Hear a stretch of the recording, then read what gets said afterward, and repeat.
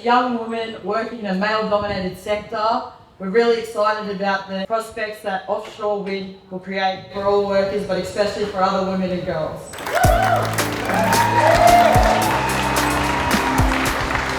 The women of the MUA are just awesome. We participate in all of the events, May Day, International Women's Day. We have WIMDOY every 2 years, which we organise. We put the call out and said, will you want to come to a rally at 7 o'clock tomorrow morning in freezing cold Canberra? Hell yeah. And the sisters went. WIMDOY talks about all of the things that women in male-dominated occupations and industries need to talk about. How it is to be the only woman in the workplace, what it's like to be the only woman on a ship or on a site. It can be quite, I guess, confrontational, some of the stories that you do hear from the sisters. WIMDOY covers all of the issues, harassment, bullying, violence, and we build our networks to make sure that we can support each other and keep going in our industries. It's a very safe space, so that enables people to share their experiences, and through that sharing, that's how we support each other. From Indigenous woman to Indigenous woman. Manakitanga, ia mātou I runga I tō whenua. Every 2 years, bringing union women together and watching them develop, watching them go from being shy, meek little union members to some being leaders of their union within such a short time is a wonderful experience. Thank you for having us here on your land, and thank you to all the organisers. It's about respect.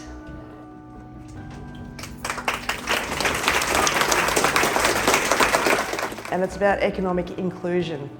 We can be inclusive, we can be a diverse workplace, we can be a safe workplace for everyone. These conferences change lives.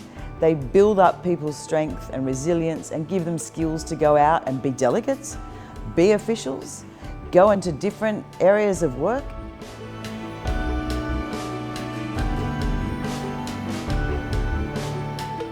It was transformational. What members need to know is that it's for everyone as well.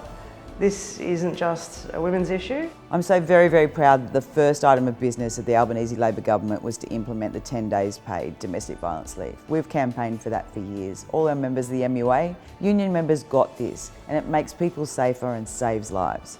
Getting that knowledge out to the members, that's critical.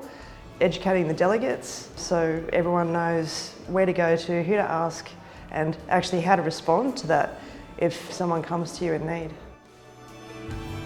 National Council is a new mix, and it's exciting to see. There are 3 women in the room. Who would have ever thought that 8 years ago? National Conference is the highest decision-making body of our union. Last National Conference, we decided we're going to add 2 Assistant National Secretaries. One has to be a woman and one has to be Aboriginal and Torres Strait Islander. And now Thomas and I are elected. And it is an absolute honour to be Assistant National Secretary of this union. It's our time now.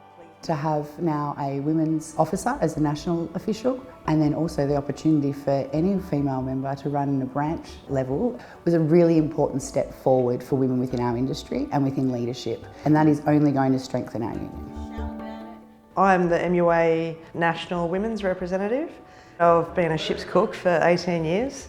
And I have also had a couple of years on the wharf in bulk and general stevedoring. I didn't think that I was a natural leader. I was a very happy activist being in the background, but now you take to it. But it's the support that actually makes it possible. In the women's rep role, what women tell me as well is that there's a point where you get a critical mass in a workplace and things just change organically.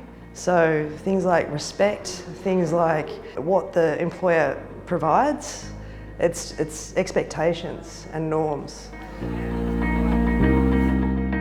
The Women's Committee and the National Council intentionally now working towards an organising pathway to achieve gender parity in the maritime industry.